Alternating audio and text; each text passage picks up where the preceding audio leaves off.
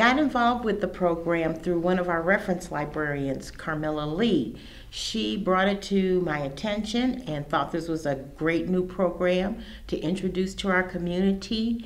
I received an email from Michelle Quisenberry from the New Mexico Humanities Council, and the prospect of having a program like this was really interesting, and I've never done anything like this before, and I just thought, well, okay, let's try it. Let's try something different. I'm game. The Plague of Doves is the book that we just finished and will be discussing today, actually. There was a book that I wanted to keep going back to, and I got confused. There were a lot of loose ends.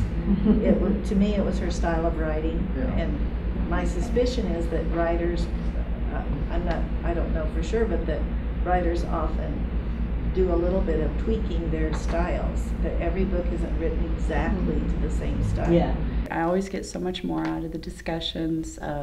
We had 12 people here today, and so you get 12 different viewpoints.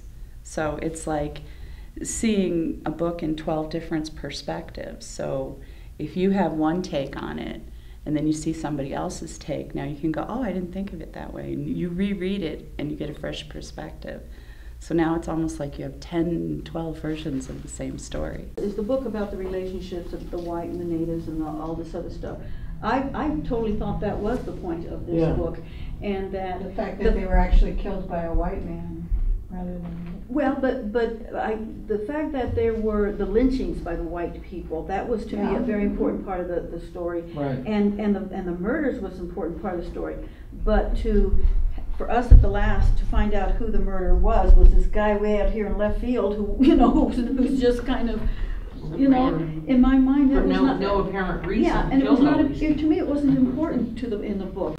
I liked it because it was about the Native American culture and the white culture, and so that was very familiar stuff to me, and so the storytelling part of it, so I liked that because there was a familiarity about it. For me. It has made me think more about the relationship of Native American people, especially living in the Minnesota area, which is where this book is set, and the surrounding community of non-Native Americans.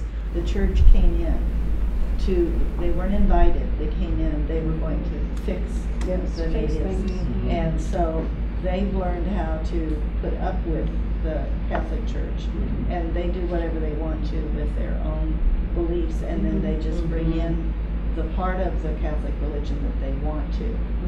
I think she does a great job. I mean, her writing is unbelievable. I mean, there are passages that are just so beautiful, or so the way she writes it. He put his hands on either side of my face, gazed into my eyes.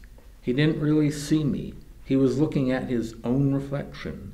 He was watching himself watch me, and between him and his own regard of himself, I was invisible. I mean, wow. The changing of the landscape, both, as people progressed. But she does talk about certain, the extinction of species. I also want to encourage and do everything possible to help.